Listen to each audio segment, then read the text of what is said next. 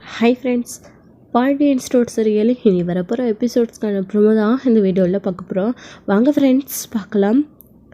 மயில் ப்ரெக்னெண்ட்டாக இருக்காங்க அப்படின்னு சொன்ன உடனே அவங்க ரொம்பவே சந்தோஷப்பட்டாங்க. வீட்டில் போயிட்டு அவங்க அம்மா கிட்ட விஷயத்த சொன்ன உடனே அவங்களும் இதையே காரணமாக வச்சு வீட்டில் விட்டுட்டு வந்துடணும் அப்படின்னு நினச்சாங்க. ஆனால் முதல்ல இந்த விஷயத்தை பற்றி அவங்கக்கிட்ட சொல்லலாம், எல்லாரும் நம்ம மேலே கோவத்தில் இருக்கிறப்போ இந்த விஷயத்த டேரெக்டாக போயிட்டு வீட்டில் சொன்னால் பிரச்சனை தான் பெருசாகும் அப்படின்னு அவங்க நினச்சதுனால மீனா இதை தடுத்துட்டாங்க. ஸோ அவங்களுடைய அம்மா சரி அவள் சொல்கிறாளே அப்படின்றது கேட்கலாம் அப்படின்னு சொல்லிட்டு அதுக்காக அமைதியாயிட்டாங்க. மயில் நான் இப்போ அவரை பார்த்து நடந்த எல்லா விஷயத்தையும் சொல்கிறேன் அப்படின்னு சொல்லிட்டு இவங்க வீட்டில் சொல்லிட்டுருக்காங்க. சரி ஓகே அப்படின்னு சொல்லிட்டு இது ஒரு பக்கம் இருக்க, இன்னொரு பக்கம் இது வரைக்கும் லஞ்சம் கொடுத்து வேலை வாங்கின செந்திலையே அவங்களால மீனாவாலையும் பாண்டியனாலையும் ஏற்றுக்கவே முடியல. ஏதோ போனால் போகட்டும், தப்பு பண்ணிட்டான் அப்படின்னு சொல்லிட்டு மன்னிச்சு விட்டுடலாம் அப்படின்னு சொல்லிட்டு இது வரைக்கும் பொறுமையாக இருக்காங்க. ஆனால் மீனோடைய அப்பா செந்தில லஞ்சம் வாங்க சொல்லி தூண்டி விட்டுட்ருக்காரு. எல்லாத்துக்குமே மூல காரணம் ஜனார்தனன் மட்டும்தான். அவர் பேசாமல் வாயை மூடிட்டு அமைதியாக இருந்தாருன்னா இந்த வேலையை தக்க வச்சுக்கலாம். அப்படி இல்லைன்னா அவர் பேச்சை கேட்டு இவர் லஞ்சம் வாங்க போனார் அப்படின்னா கண்டிப்பாக ஏதாச்சும் ஒரு பிரச்சனையில் போய் மாட்டிப்பாரு. எப்படா பாண்டியன் குடும்பத்தை பழி வாங்கலாம் அப்படின்னு சொல்லிட்டு சக்திவேலும் முத்துவேலும் காத்துக்கிட்டு இருக்காங்க. ஏன் மீனா விஷயத்தில் கூட நிறைய விஷயங்களாக அவங்க பண்ணாவ மீனாவையே போலீஸில் மாட்டி விடலாம் அப்படின்னு சொல்லிட்டு லஞ்சம் வாங்கினாங்க அப்படின்னு வாங்காத மீனாவையே வாங்கினாங்க அப்படின்னு சொல்லிட்டு போலீஸில் மாட்டி விடலாம் பார்த்த சக்திவேலுக்கு இங்கே நம்ம செந்தில மாட்டி விட எவ்வளோ நேரம் ஆகிட போகுது. ஆனாலையும் இவர் கொஞ்சம் கேர்ஃபுல்லாக தான் இருக்கணும். செந்தில எந்த நேரம் வேணாலும் சக்திவேல் ஏமாற்றலாம். இது வரைக்கும் செந்திலால் சக்திவேலுக்கும் அவங்க ஃபேமிலிக்கும் எந்த ஒரு பிரச்சனையும் வராமல் இருக்கிறதுனால தான் பொறுமையாக இருக்காங்க. அதையும் மீறி இங்கே செந்தில் கண்டிப்பாக லஞ்சம் வாங்க ஆரம்பிச்சிட்டாங்க அப்படின்னா அதில் அவங்க தான் பெரிய பிரச்சனையில் போய் மாட்டிப்பாங்க. ஸோ இப்படி தான் செந்திலோட பிரச்சனை போயிட்டுருக்கு. அவர் ஜனார்தனன் பேச்சை கேட்டு இப்போது லஞ்சம் வாங்கலாம் அப்படின்னு முடிவு பண்ணிட்டாரு. அடுத்து இந்த மீனாவுக்கு இந்த விஷயம் தெரிஞ்சால் கண்டிப்பாக அவங்க எந்த அளவுக்கு கோவப்படுவாங்க அப்படின்றத வெயிட் பண்ணி பார்க்கலாம். இன்னொரு பக்கம் இங்கே மயில் விஷயத்த சொல்லணும் அப்படின்னு சரவணனுக்கு ஃபோன் பண்ணிக்கிட்டே இருக்காங்க, எடுக்கவே இல்லை. அன்னைக்கு பண்ண மாதிரி சுடோருடைய ஃபோனில் இருந்து பண்ணலாம் அப்படின்னு சொல்லிட்டு ஃபோன் பண்ணி பார்க்குறாங்க, அப்போவும் எடுக்கிறது கிடையாது.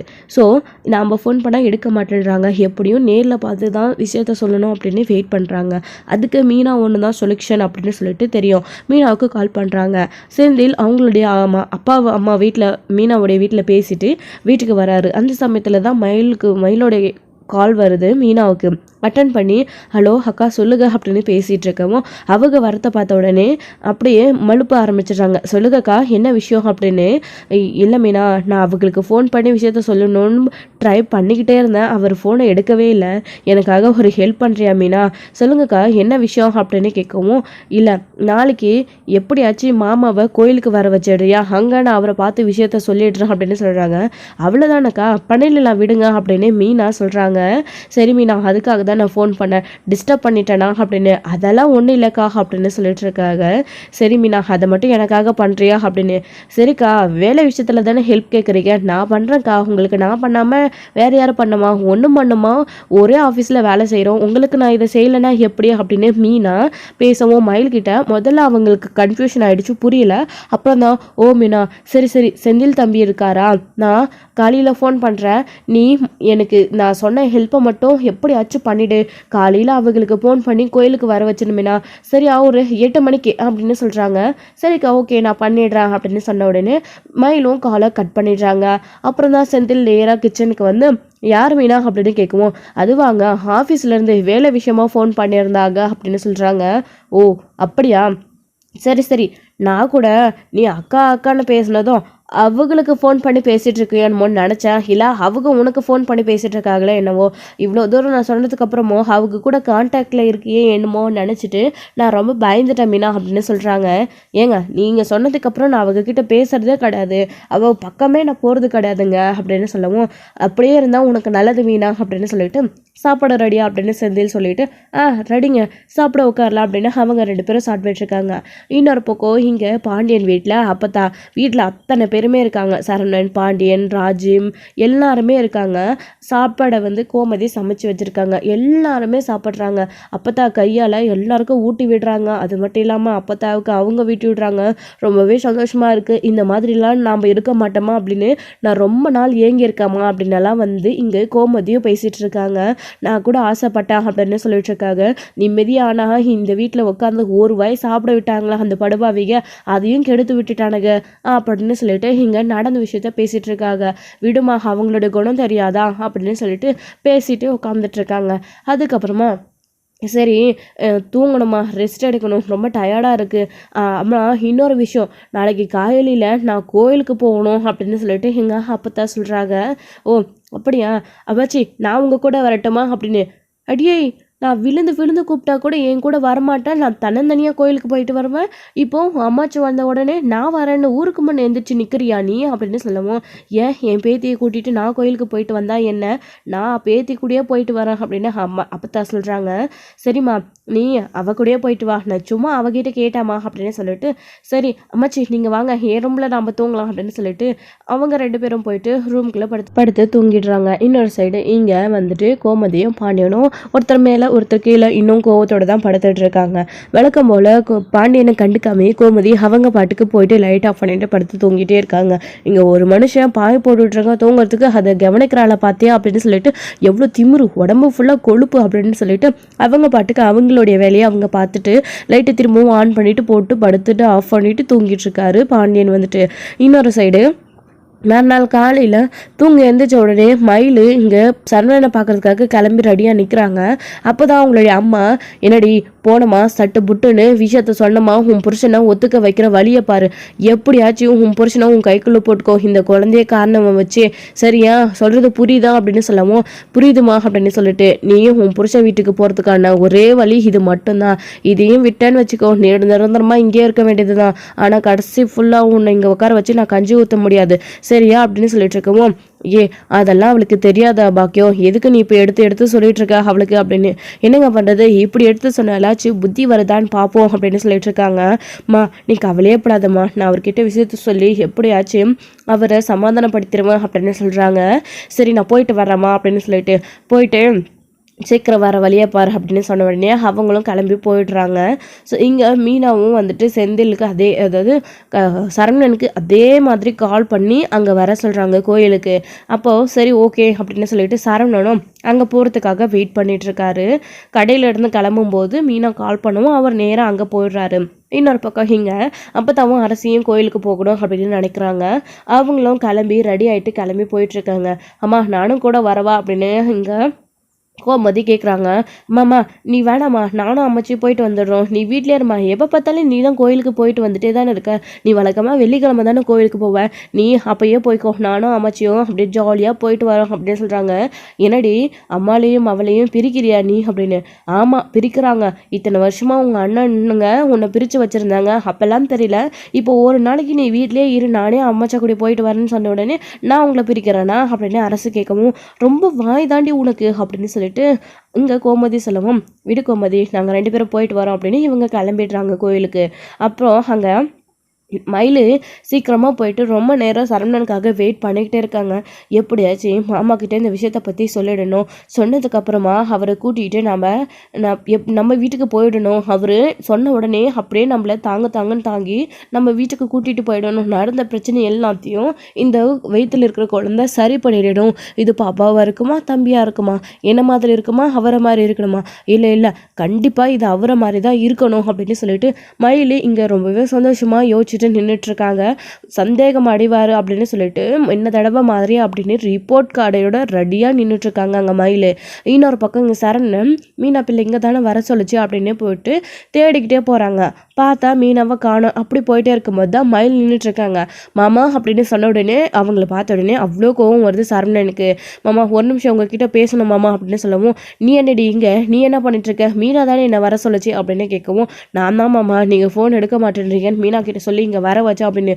ஓ இன்னமும் மீனா உனக்கு தூது வீட்டுக்கிட்ட தான் இருக்கல்ல, இந்த விஷயம் மட்டும் வீட்டுக்கு தெரிஞ்சிச்சுன்னு வச்சுக்கோ அவ்வளோதான் அப்படின்னு சொல்லிட்டு சரவணன் சொல்லிட்டு இருக்கவும், மாமா எனக்கு ஹெல்ப் பண்ண போய் மீனாவுக்கு ஏதாச்சும் பிரச்சனை வந்துட போகுது, வேண்டாம் மாமா அப்படிலாம் எதுவும் சொல்லிடாதீங்க, உங்ககிட்ட ஒரு முக்கியமான விஷயத்தை பற்றி சொல்லணும் அப்படின்னு. என்னடி என்ன முக்கியமான விஷயம்? அப்படியெல்லாம் எதுவுமே இருக்காது, நீ எனக்கு டிவோர்ஸ் கொடுக்கறது மட்டும்தான் என் வாழ்க்கையிலேயே எனக்கு முக்கியமான விஷயமா இருக்க போகுது, என்ன அதுக்கு ஓகேவா கொடுத்துட்றியா அப்படின்னு சொல்லிட்டு சரவணன் கேட்டுட்டு இருக்காங்க. என்ன மாமா ஒரு நல்ல விஷயம் சொல்ல வரும்போது இப்படியெல்லாம் அபுசகனமாக பேசுனீங்க, அதெல்லாம் எதுவும் இல்லை மாமா அப்படின்னு. அப்புறம் வேற என்னடி வேற என்ன அப்படின்னு சொல்லிட்டு ரொம்பவே கோவமாக சரவணன் கேட்டுட்டு இருக்காரு. இங்கே பாருங்க மாமா அப்படின்னு. என்னடி அது என்ன என்னடி ஒழுங்கு மரியாதை சொல்லு, உன் கூட சேர்ந்து வாழணும்னு சொல்லிட்டு ஏதாச்சும் கையெழுத்து வாங்கிட்டு போக பேப்பர் கீப்பர் எடுத்துகிட்டு வந்திருக்கியா அப்படின்னு. அப்படியெல்லாம் நான் எதுவும் பண்ணலை மாமா அப்படின்னு. அப்போ எதுவாக இருந்தாலும் நேரடியாக விஷயத்த சொல்லடி, எதுக்கு இந்த பூச்சாண்டி வேலை அப்படின்னெல்லாம் சரவணன் கேட்டுட்டு இருக்கவும், நான் கர்ப்பமாக இருக்கேன் மாமா அப்படின்னு சொன்னதும் சரவணன் முதல்ல ஆடி போயிடுறாரு. என்னடி சொல்கிற, கர்ப்பமா அப்படின்ன உடனே திரும்பவும் என்னை ஏமாத்தலாம் ட்ராமா பண்ணலாம் புதுசாக ஆரம்பிச்சிட்டியா அப்படின்னு கேட்குறாங்க.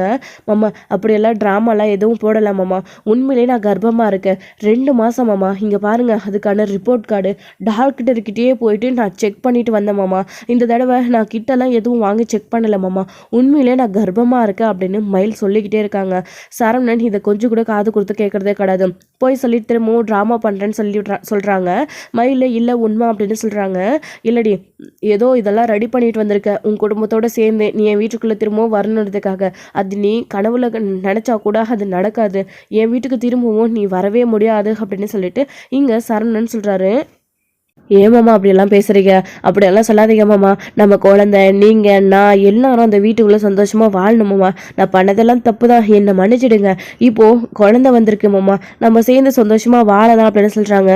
என்னடி ட்ராமா பண்ணுறியா, இங்கே பாரு எவனுடைய குழந்தைடி அது அப்படின்னு கேட்கவும் மயில் ஆடி போயிடுறாங்க. மாமா என்ன சொல்கிறீங்க அப்படின்னு.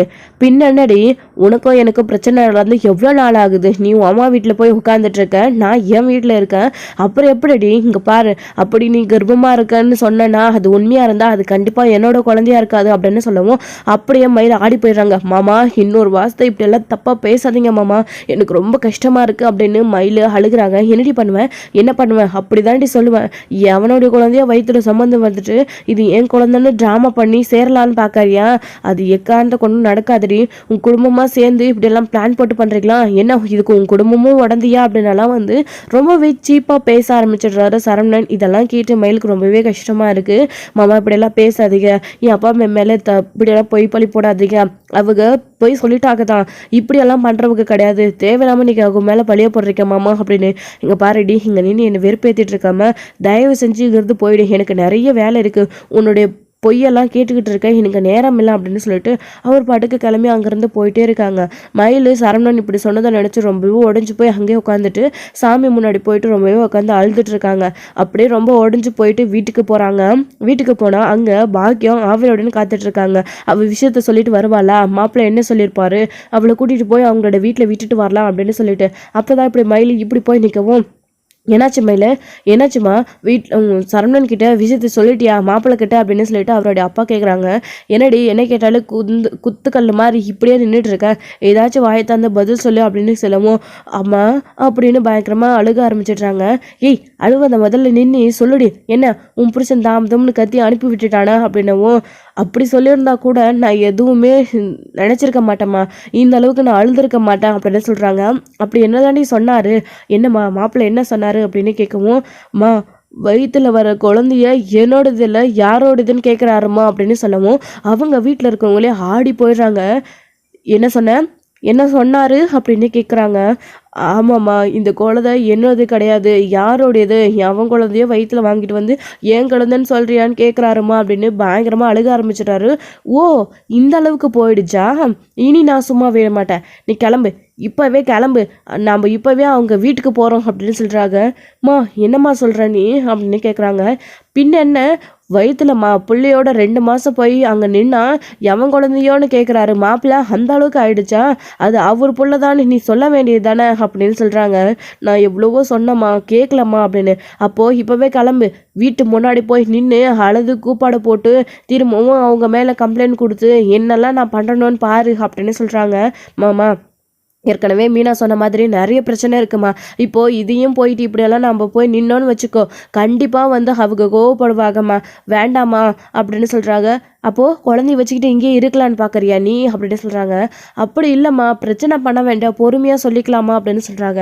இல்லை மயிலே, பொறுமையாக விட்டால் இதுக்கெல்லாம் வேலைக்கு ஆகிறது கிடையாது, முதல்ல கிளம்புடி. உன் புருஷன் இப்படி அடுத்தவங்க கூட படுத்து குழந்தைய கொண்டு வந்திருக்கியான்னு கேட்குறான். நீ என்னமோ வாய் மூடிட்டு அமைதியாக வந்து நின்று ஏன் கிட்ட அழுதுட்டு இருக்க? அவனை அங்கேயே நான் ஆக்க பிடிங்கிக்கிற மாதிரி 4 வார்த்தை கேட்க வேண்டியது தானே. இல்லையா, இதெல்லாம் சரிப்பட்டு வராது, கிளம்பு அப்படின்னு சொல்லிட்டு மயிலை கையோடு பிடிச்சி தரன்னு இழுத்துக்கிட்டு இங்கே கோமதி வீட்டாண்ட வராங்க. அப்போ தான் அரசியும் கோயிலுக்கு போயிருக்கிறதுனால கோமதி, ராஜு, கதிர் இவங்க மட்டும்தான் வீட்டில் இருக்காங்க. அப்படி நேராக போகிறாங்க. அந்த சமயத்தில் தான் பாண்டியன் கடைக்கு போனவர் எதையோ மிஸ் பண்ணிட்டோம் அப்படின்னு திரும்பவும் வீட்டுக்கு வராங்க. ஆட்டோவில் போயிட்டு இவங்க இடங்கவும் அதை பாண்டியன் பார்த்துட்டு ரொம்பவே அதிர்ச்சி ஆகுறாரு. அப்புறம் ராஜி ராஜி அப்படின்னு கத்திக்கிட்டே உள்ளே போகிறாரு. அதை கோமதி கிட்ட பேசுறது கிடையாதுல்ல, அதுக்காக அப்படி சொல்லிட்டு போகிறாரு. கோமதி வராங்க. என்னாச்சு அப்படின்னு சொல்லிட்டு ஒரு வார்த்தை மட்டும் கேட்குறாங்க. அப்புறம் ராஜி வந்துடுறாங்க. என்னம்மாம்மா என்னாச்சு அப்படின்னு. என்னப்பா இது, கண்ட கொடுமையெல்லாம் வீட்டு வாசலில் வந்து நின்றுட்டுருக்கு, இதெல்லாம் நீங்கள் யாரும் கவனிக்கலையா அப்படின்னு சொல்லிட்டு கேட்கவும், இங்கே இவங்களுடைய குடும்பத்தை பார்த்த உடனே எல்லாருமே அதிர்ச்சி ஆகுறாங்க. அங்கேயே நில்லடி, இப்போ எதுக்கடி இங்கே வந்திருக்க, எங்கள் குடும்பத்தை மானத்தை வாங்கலான்னு இங்கே வந்திருக்கியா அப்படின்னு சொல்லிட்டு கேட்குறாங்க. அப்போ தான் இங்கே, இல்லை அத்தை, உங்ககிட்ட கொஞ்சம் பேசணும், எதுவாக இருந்தாலும் கொஞ்சம் கோவப்படாமல் கேளுங்க அத்தை அப்படின்னு சொல்கிறாங்க. இன்னும் என்னடி கெஞ்சிட்ருக்க, எங்கே உங்கள் அருமை புள்ள, எங்கள் வீட்டு மாப்பிள்ளை எங்கே போயிட்டார், அவரு கூப்பிடுங்க அப்படின்னு சொல்லிட்டு இருக்காரு. இங்கே பாருங்க, என் பையன் புள்ளெல்லாம் இங்கே இல்லை, அவன் கடைக்கு போயிருக்கான், உங்களுக்கு என்ன வேணும், எதுக்கு இப்போது சரணனை கேட்டுட்டு வந்து இங்கே வீட்டு வாசம் முன்னாடி நின்று கூப்பாடு போட்டுட்ருக்கீங்க, திரும்பவும் அழுது ட்ராமா பண்ணி ஏதாச்சும் பண்ணலான்னு வந்திருக்கீங்களா அப்படின்னு கேட்குவோம். நாங்கள் ஒன்றும் இல்லாதது பொல்லாத இப்போ ட்ராமா போட வரல, உண்மையிலே ஒன்று இருக்குன்னு சொல்கிறோம், ஆனால் இல்லைன்னு சொல்லி உங்கள் பிள்ளை சொல்கிறாரே, அதுக்கு ரெண்டில் ஒன்று நியாயம் கேட்டு போகலான்னு தான் வந்தோம் அப்படின்னு சொல்கிறாங்க. ஒன்றுமே புரியல அவங்களுக்கு, ரொம்பவே கன்ஃபியூஷன் ஆகி நிற்கிறாங்க. அப்போ தான் ராஜ் இருந்துக்கிட்டு, அக்கா என்னக்கா வேணும், ஏன் இங்கே வந்து நின்று பிரச்சனை பண்ணிட்டுருக்கீங்க, பேசாமல் இங்கேருந்து போங்கக்கா அப்படின்னு. ராஜி, உனக்கு ஒன்று தெரியுமா, நான் இப்போது கர்ப்பமாக இருக்கேன் அப்படின்னு சொன்னதோ, புதுசாக திரும்பவும் ட்ராமா போட ஆரம்பிச்சியா, என்ன புதுசு, பழைய சேர் தானே அப்படின்னு சொல்லிட்டு கோமதி சொல்லிட்டு இருக்கவும், இல்லை ராஜி, உண்மையிலே நான் கர்ப்பமாக இருக்கேன், இங்கே பார் டாக்டர் ரிப்போர்ட், நான் 2 மாதம் கர்ப்பமாக இருக்கேன், இதை அவங்க கிட்ட சொன்னால் அவங்க தப்பாக பேசுகிறாங்க ராஜி, எனக்கு ரொம்ப கஷ்டமாக இருக்குது, அதனால தான் அத்தைக்கிட்டேயும் வீட்டில் மாமா கிட்ட உங்கள் எல்லாருக்கிட்டையும் விஷயத்த சொல்லலான்னு வந்திருக்கேன். என்னம்மா, என் வயிற்றில் வர குழந்தைக்கு அவர் தானே அப்பா, ஆனால் அவர் தப்பாக பேசுகிறாரு, நான் அடித்து சொல்கிறேன் ராஜி, இந்த வயிற்றில் வர குழந்தைக்கு அவர் தான் அப்பா, இது என்னுடைய வாரிசு, நம்ம வீட்டோட வாரிசு, இப்படியெல்லாம் சரவணன் மாமா பேசுகிறாரு, அத்தை நீங்களாச்சும் சொல்லுங்க அத்தை அப்படின்னு சொல்லவும் ஒரே கன்ஃபியூஷனில் இருக்காங்க கோமதி, என்ன பண்ணுறதுன்னு தெரியல, அவள் சொல்கிறது உண்மையாக பொய்யான்னு தெரியாமே அவங்க ரொம்ப குழம்பி போயிருக்காங்க. முதல்ல பாரு ராஜி, பாரு இந்த ரிப்போர்ட்டை பாரு அப்படின்னு சொல்லவும், பாருமா பாரு, டாக்டர் கொடுத்த ஒரிஜினல் சர்டிஃபிகேட்டு, நாங்கள் ஒன்றும் பொய் சொல்லலை, ஆனால் இந்த வீட்டு மாப்பிள்ளை குழந்தை என்னோடதே கிடையாது எவனோடதுன்னு சொல்கிறான், உங்களுக்கு எவ்வளோ தைரியம் இருந்திருக்கு, ஏன் கோர்ட்டு வாசல் தெரிஞ்சது பத்தலையா, திரும்பவும் சுத்த வைக்கணுமா உங்களை, இந்த குழந்தை மட்டும் அவரோடது இல்லைன்னு இப்போ ஒத்துக்கலை, நான் இன்னமும் என்ன வேணாலும் பண்ணுவேன், என் பொண்ணை ஹாஸ்பிட்டலு இந்த மாதிரி ரிப்போர்ட்டு ரெக்கார்டு டெஸ்ட்டு இதை எடுக்க கூட நான் தயங்க மாட்டேன், ஏன்னா என் பொண்ணை இந்த வீட்டுக்குள்ளே வாழ வைக்கிறதுக்கு நான் எந்த நிலைமைக்கு போவேன் அப்படின்னு சொல்லிட்டு அவங்களுடைய அம்மா பாக்கியம் அங்கே பேசிட்டு இருக்கவும், ராஜி அதை வாங்கி பார்த்துட்டு, அத்தை உண்மையிலே தான் அத்தை அவங்க கன்சீவாக தான் இருக்காங்க அப்படின்னு சொன்ன உடனே மயிலுக்கு, அதாவது கோமதிக்கு என்ன பண்ணுறதுன்னு தெரியல, மயில்கிட்ட போய் நின்றுக்கிட்டு, இது உண்மையா இல்லை பொய்யாடி அப்படின்னு கேட்குறாங்க. அத்தை உண்மை தான் அத்தை, இது உங்கள் பேரப்பில்லை அத்தை, ஆனால் மாமா இதை புரிஞ்சிக்க மாட்டேன்றாரு அத்தை அப்படின்னு சொல்லவும், பாண்டியனுக்கு என்ன சொல்கிறதுனே தெரில, அவருக்கும் ஒரு மாதிரி இந்த வீட்டோட வாரிசு சரவணன் தப்பாக பேசுகிறாரு அப்படின்னு தெரிஞ்ச உடனே ஒரு மாதிரி கஷ்டமாகுது. பாண்டியனுக்கு ஒருத்தர் முகத்தை ஒருத்தர் பார்த்துக்கிட்டே இருக்காங்க, பாண்டியன் கோமதி அவங்களுடைய முகத்தை பார்த்துக்கிட்டே இருக்காங்க. அக்கா இன்னைக்கு கர்ப்பமாக இருக்கீங்களா அப்படின்னு ராஜி முதல்ல அவ்வளோ சந்தோஷப்படுறாங்க. இதோட இந்த எபிசோடு வந்து முடிச்சிருக்காங்க. அடுத்தடுத்த எபிசோடில் என்ன நடக்க போகுது, கோமதியும் பாண்டியனும் ராஜி ஏற்றுக்கிட்ட மாதிரியே இந்த வாரிசு நம்ம வீட்டோடைய வாரிசு தான், சரணன் இப்படி தப்பாக பேசுகிறானே அப்படின்னு நினச்சி மயிலை வீட்டுக்குள்ளே ஏற்றுக்க போகிறாங்களா, இல்லை என்ன நடக்க போகுது, மயிலோடைய அம்மா பிரச்சனை பண்ண போகிறாங்களா அப்படின்றதெல்லாம் வெயிட் பண்ண நெக்ஸ்ட் வீடியோவில் பார்க்கலாம் ஃப்ரெண்ட்ஸ். தேங்க்யூ. இந்த வீடியோ பிடிச்சிருந்தா ஒரு லைக் பண்ணுங்கள்.